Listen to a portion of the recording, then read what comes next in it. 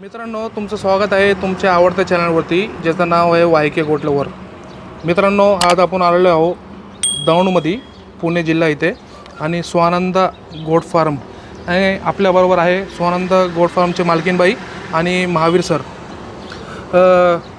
तुमचं खूप खूप स्वागत आहे आमच्या चॅनलवरती वायके गोटलवरती. नमस्कार. तर पहिल्यांदा इकडचे जे मालकीनबाई आहे त्यांच्याशी बोलून घेऊया आपण. हे फार्म तुम्ही केव्हा सुरू केला? 4 वर्ष झाली. 4 वर्ष झाले. हो. तर हे नाव तुमच्या नावावर दिलेलं आहे, फार्मचं नाव, हो. आहे ना? तर तुम्ही सर्वात आधी कुठली जातीचे बोकड आणि शेळी आणले होते? गावरान आणले होते. हो. किती आणले होते आधी? चांगल्या 25 शिकवत्या. 25 होते. तर आता मी आतमध्ये जे पाहिलं आणि पुढं आमचे जे व्ह्युअर्स पाहणार आहे, आता तुम्ही बोर आणि बीटल पंजाबी हे ब्रीडमध्ये काम करताय ना? हो. तर हे आणून तुम्हाला किती महिने झाले किंवा वर्ष झाले? 2.5 वर्ष झाली. 2.5 वर्ष झाले. हो. तर हे सगळं तुम्ही बघता, जे फार्ममध्ये जे कामं असतात, चारा टाकायचा किंवा कुठली शेळी किंवा बोकडा आजारी झाला तर ते बघायचं असतो. हो, तर तुम्ही सगळं तुम्ही करता? सगळं मीच करते. तर तुमचं रुटीन कसं असतो दिवसभराचा? सकाळपासून संध्याकाळपर्यंत काय करता तुम्ही? सकाळी 4:45ला उठती, गव्हाणी झाडती, नंतर मका टाकते. मका झाल्यावर झाडून घेतो. झाल्यावर करडं पाजतो. करडं पाजून झाल्यावर कुट्टी करतो आणि मग कुट्टी टाकतो आणि नंतर मग टब बीप धुतो आणि पाणी भरतो. तर एक जे म्हणजे घरचे एक मिसेस असतात, तर त्यांना घरी पण भरपूर काही कामं असतात. हो. तर ते करून पण तुम्ही हे फार्ममध्ये एवढं लक्ष घालता, ते बघून लई म्हणजे आवडलं मला. लई म्हणजे काय ते बोलू शकत नाही मी, वर्ड नाही माझ्याकडं. तर हे तुम्ही घरचं काम करून पण फार्मवर लक्ष देता? हो हो, घरचा दोघांचा स्वयंपाक करून करते. सगळं करता म्हणजे. हो. आणि केव्हा आता बोकड आहे, शेळी आहे, केव्हा आजारी पण पडतात?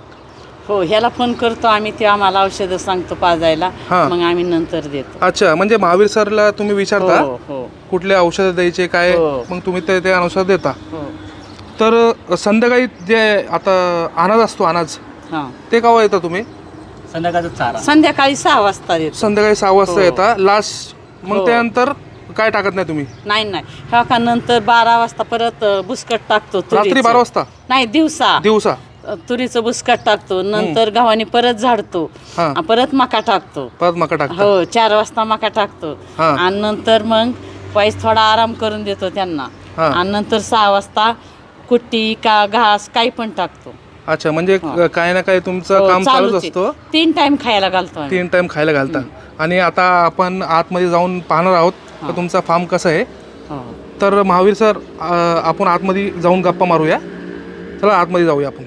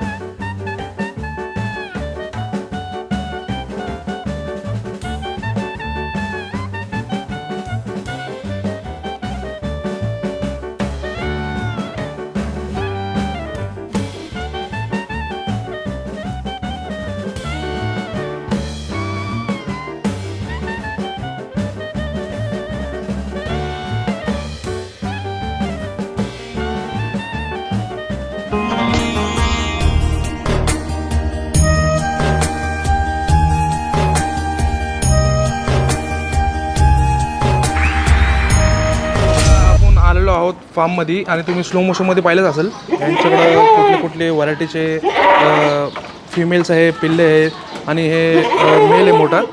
नमस्कार महावीर सर. नमस्कार. महावीर सर, तुमचा व्हिडिओ आमच्या चॅनलवरती पहिल्यांदा येतो आहे. तर मॅडमनी म्हणजे ते थोडंसं नर्वस होतात, तर तुम्ही सांगून त्या का तुम्हाला किती वर्ष झाले हे लाईनमध्ये? 4-4.5 वर्ष झाले फार्म चालू करून. पहिल्यांदा आम्ही एक गावरान शेळ्या घेतल्या होत्या, एक 25-30 शेळ्या होत्या. तर सगळ्या गाभण शेळ्या आणि काही यायला झालेल्या, काही येलेल्या शेळ्या होत्या. 2-2, 3-3 किलोच्या अशा गावरान शेळ्या बाजारातून खरेदी केलेल्या होत्या. आणि ते करता करताच 1-2 वर्ष सांभाळल्या. पण त्यामध्ये आम्ही पूर्ण म्हणजे बाजारच्या शेळ्या बंदिस्त केल्या होत्या. त्यामध्ये डायरेक्ट बंदिस्त केल्यामुळे आमचा बरंच नुकसान पण झालं. आणि 2 वर्ष आम्ही करून आम्हाला काही प्रॉफिट त्याच्यामध्ये जाणवलं नाही. कारण डायरेक्ट बाजारच्या शेळ्या आणून आम्ही बंदिस्त केल्या. हो. आणि डायरेक्ट बंदिस्त केल्यामुळं त्या शेळ्या काही सेट होण्यासाठी म्हणजे जास्त त्रास झाला. मग ते बंद केलं आम्ही काही दिवसांनी. आणि काही दिवसांनी बंद करून मग नंतर मला बिटलची माहिती झाली, बोरची माहिती झाली. मग बिटलच्या मी 5 फिमेल छोट्या छोट्या फिमेल घेतल्या. त्याच्यानंतर 4 फिमेल मी बोरच्या घेतल्या छोट्या छोट्या निमकर लाईनच्या. तर त्यामधून मग मी चालू करून आता एवढा मोठा फार्म केला आहे. त्यापासूनच आत्तापर्यंत फक्त मेल विकले. हो. पण फिमेल काय आम्ही विकल्या नाही, कारण आम्हाला वाढवायचं होतं, त्यामुळे आम्ही फिमेल काही विकल्या नाही. आणि हा मेल मी 6 महिन्याचं पिल्लू असताना मी फलटणवरून आणलं होतं हे मेल. आणि ते आता 8 दात झालेला आहे. तो त्याचं वय सर्वसाधारण आता आणि हाईट त्याची जवळपास 41 इंच आहे. आणि वजन त्याचं 95-100 kgच्या जवळपास आहे. एकदम ॲग्रेसिव्ह असा हा आमचा ब्रीडर आहे. आता आम्ही 44 हाईटचा ब्रीडर आम्ही आता खरेदी केलेला आहे. हो. आणि ते फोटो टाकून देईल मी व्हिडिओमध्ये. हो. ते व्हिडिओमध्ये मी फोटो टाकून देईल. तुम्ही जे दुसरा ब्रीडर घेतला मी पाहिलं ते खूप ह्यापेक्षा मोठा आहे. आता त्या मेलपासूनच या सर्व माझ्या आता बिटलच्या शेळ्या मीटिंग केलेल्या आहे. हो. आणि आता ह्याचं आम्ही प्रोडक्शन घेणं ह्याचं बंद केलेलं आहे. पण ह्याचं प्रोडक्शन आता ज्या फिमेल आहेत माझ्याकडं, बऱ्याच काही फिमेल त्या माझ्याकडे आता बऱ्याच याचं प्रोडक्शन आहे. आणि आता हे मेल विकायचं का तुम्हाला? हा मेल आता मी विकणार आहे. आता मेलचं माझं आता काम झालेलं आहे, त्यामुळे ह्याला मी आता सेल करणार आहे. हो. तर आपण काय करूया, आता आपण फिमेलचे सेक्शनमध्ये जाऊन फिमेल्स पण दाखवू तुमची. ठीक आहे. कुठली क्वालिटीची आहे. ठीक आहे. चला जाऊया तिथं. ठीक आहे. आता आपण आलेलो आहोत तिथं फिमेलचे सेक्शनमध्ये. आणि हे फिमेल एक काढली आहे साहेबांनी. पंजाबवरून गाभण फिमेल मागवली होती. हो. आणि ती फिमेल इथं आल्यानंतर हे या फार्ममध्ये जन्मलेले पिल्लू आहे. अच्छा. हां, तर 3 पिल्लं झाली होती. हां. तर 2 मेल होते. ते 2 मेल मी सेल आउट केले. आणि ही फिमेल त्यामधलीची आहे. ओके. तर हिची आई पंजाबवरून आणली होती. त्यावेळेस त्यांनी 3 पिल्लं दिले. त्यानंतर माझ्याकडे त्यानंतर 3 वेतं झाली. हो. 3 वेतं झाली. त्याच्या अगोदर त्याचे 3 वेतं पंजाबमध्ये झाले होते. आणि त्या फिमेलला 4 लिटर दूध आहे. आता जे फिमेल आहे तुमच्याकडे हे किती पिल्ले येते? आता प्रेग्नंट आहे दुसऱ्या वेताला. हो. पहिल्या वेताला तिने मला 2 पिल्लं दिले ते. हो. मेल फिमेल दिले होते. ही जी फिमेल आहे आता फार्मवर, आणि मेल ह्याचा विक्री केलेला आहे. आणि आता ही जी हाईट जवळपास 37-38च्या जवळपास हिची हाईट आहे. आणि ॲक्च्युली हे तुम्ही जे फार्म टाकलेलं आहे हे तुमचं कॉन्सेप्ट काय ॲक्च्युली? हे तर तुम्ही ट्रेडिंग करता? नाही, ट्रेडिंग नाही. आता मी बिटल आणि बोर या 2च जातींचं मी सांभाळणी करतो. तर याचं कारण असं, मी सुरुवातीला गावरान शेळ्या सर्व केल्या होत्या. गावरान म्हणजे आपल्या उस्मानाबादी शेळ्या. पण त्यामध्ये मला असं ग्रोथ अशी जाणवली नाही बंदिस्तमध्ये. त्याला खर्च आणि त्याची विक्री याचा काय मला मेळ सापडला नाही. त्याच्यामुळं मग मी काय केलं, बाकी इतर जातींचं मी माहिती घ्यायला चालू केली, फिरलो भरपूर.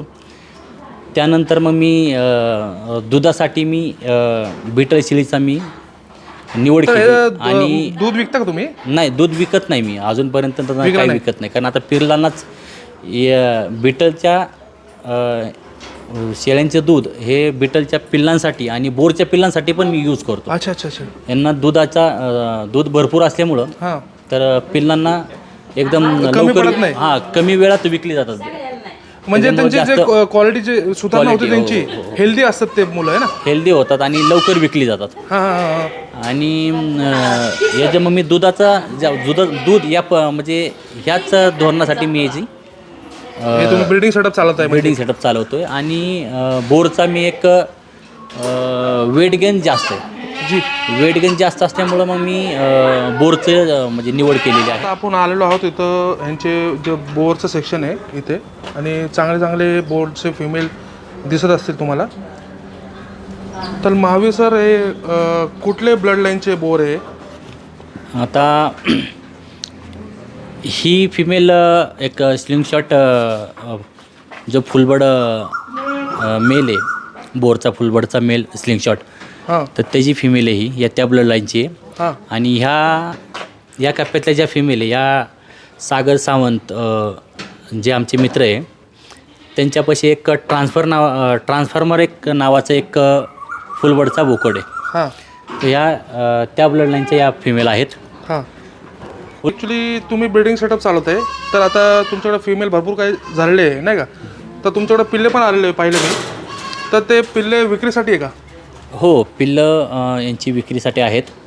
आता पिल्लं सर्वसाधारण एक मेल एक 6 मेल आहेत आणि फिमेल जवळपास 8 फिमेल आहेत विक्रीसाठी. हां.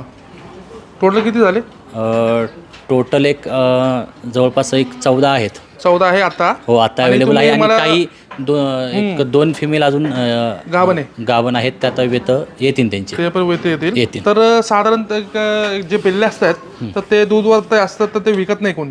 नाही, ते एक जवळपास एक 2-3 महिन्यानंतर पिल्लं विकली जातात. हां. आता ते पिल्लं जवळपास एक काही 4 दिवसाचे, काही 8 दिवसाचे असे पिल्लं आहेत. ते अजून दुधावर आहेत. ज्यावेळेस ते दूध चारा खायला चालू करतील त्यावेळेस आपण त्यांना विकून काय माहिती का, ते दूध पाळल्यावर ते जे ग्रोथ चांगली होती ते सगळं म्हणतात है ना. बरोबर. दूध पिऊन झालं तर मग ते चाऱ्यावरती आले तर ते आपोआप चांगले ग्रोथ घेतात. आणि बोरमध्ये तर म्हणजे सांगायची गोष्ट नाही आहे, त्यांचं वेट चांगलं नाही, त्यांचं जेनेटिकली त्यांचं वेट गेन हे एकदम फक्त एवढा असतो का ते कुठल्या जनरेशनचे केवळ अवलंबून असतो. हा, जनरेशन म्हणजे ब्लड लाईन कोणती, की त्याचा बाप कोण आहे, आई कोण आहे, त्यांना पण दिसण्यामध्ये बोरमध्ये हे पण पाहिलं जातं जास्तीत जास्त. आणि त्याच्यावर मग ते अंदाज लावला जातो की याची आई कशी, त्याचं पिल्लू कसं होईल, याचा बाप कसा, त्याचं पिल्लू ते कसं होईल. आणि हे बोकड जे असतात हे स्वतः सांगतात का आमची क्वालिटी कुठली, ते फक्त ओळखता आलं पाहिजे. हां, ज्यामध्ये तुम्हाला काही दिवस काम केलं पाहिजे. नवीन तुम्हाला लगेच कळून येत नाही. हां, तर जे नवीन येणार असेल ह्याच्यामध्ये तर ते त्यांना थोडीफार माहिती तरी असतेच का बोर कसं असतो ॲक्च्युली. हां, बोर आता बोर करणारा हा थोडाफार तरी तो माहिती घेतलेला माणूस असतो. तेच ना. आणि त्यानंतरच तो बोर या लाईनला येतो. डायरेक्ट बोर लाईनला कोणी शक्यतो येत नाही. त्यांनी पहिलं काहीतरी गावरान केलेलं असतात, उस्मानाबादी शेळ्या सांभाळलेल्या असतात, बिटल सांभाळलेलं असतं, सोजस सांभाळलेलं असतं, त्यानंतर तो बोरकडं शक्यतो येतो. कारण बोर हे महाग ब्रीड समजलं जातं. हो. आणि हे जगात सर्वात जास्त वेट गेनसाठी ओळखलं जातं. बोर वेट गेनसाठी जास्त ओळखलं जातं. पिल्लच मी ऐकलंय 25, 30, 40 किलोचे पिल्ले असतात 4-4 महिन्याचे. होतात काहींचे चांगली ग्रोथ झाली तर. होतात. तर हे पिल्ले तुम्ही विकणार आहे तर हे कसं विकणार आहे, म्हणजे इथं येऊन बघायचं का तुम्ही फोटो पाठवणार? आपण व्हिडिओ सुद्धा त्याचे आपल्याकडं अवेलेबल आहेत. आणि जर कुणाला फार्मवर विजिट करायचं असेल तर त्याचा पण ॲड्रेस आपण दिलेला आहे. हो, ते मी डिस्क्रिप्शनमध्ये टाकणार आहे. तरी पण तुम्ही एकदा सांगून द्या. दौंड स्टेशनपासून एक आपलं 3 ते 4 किलोमीटरवर आहे. आणि एक दौंड नगर रोड, दौंड काष्टी याच्यामध्ये एक निमगाव खुलू गाव आहे. या गावामध्ये माझा फार्म आहे. एक भीमा नदीच्या कडेलाच फार्म आहे, रोडच्या कडेलाच फार्म आहे. त्याचं लोकेशन तुम्हाला मिळून जाईल. आणि तुमचा नंबर सांगून द्या एकदा. नंबर 8605 605 100 असा माझा मोबाईल नंबर आहे. व्हॉट्सअप नंबर सुद्धा तोच आहे. दोन्ही त्यावरती अवेलेबल आहे. तर कोणाला पिल्ले पाहिजे असेल तर तुम्ही म्हणजे सांगताय का इथं आल्यावर तर बरं होईल, बघून जे घेतले. समोरासमोर पाहण्यात आणि व्हिडिओमध्ये पाहण्यात फरकच असतो. समोरासमोर पाहिल्यानंतर पिल्लाची खरी क्वालिटी समजून जाते. ठीक आहे, तर आपण तुमचा पूर्ण फार्मचं जे टूर आहे ते दिलेलं आहे आणि तुम्हाला म्हणजे इथं काय कॉन्सेप्ट आहे तुमचा, तुम्ही ते म्हणजे चांगल्यापणे सांगितलेलं आहे. तर ज्याला पण पिल्ले घ्यायचे असेल बोरचे किंवा बिटलचे तर इथं आले आणि समोर बघून घेतलं ते बरं होईल, है ना? हां, ठीक आहे. व्हिडिओसुद्धा मिळतील, पण चांगलं बेटर समोरासमोर पाहण्याचंच चांगलं त्यांना चांगलं पाहायला मिळेल. ठीक आहे, व्हिडिओसुद्धा तर मिळून जातील. व्हिडिओ आपण इथंच एंड करू आणि तुमचा नंबर मी स्क्रीनवरती देऊन टाकेल, तर कोणाला घ्यायचं असेल तर तुम्हाला कॉन्टॅक्ट करते. ठीक आहे, धन्यवाद. आता आपण इथं स्वानंद गोट फार्म इथं विजिट केली आणि तुम्हाला भरपूर काही माहिती भेटली असेल. इथं पंजाबी आणि बोरचे जे ब्रीड इकडं ब्रीडिंग करतात. तर तुम्हाला हे व्हिडिओ जर आवडला असेल तर चॅनलला सबस्क्राईब करा, लाईक करा आणि तुमच्या सर्व मित्रांमध्ये शेअर करा आणि असेच व्हिडिओ पाहण्यासाठी आमचे चॅनलवरती बनवून राहा. भेटूया नेक्स्ट व्हिडिओमध्ये.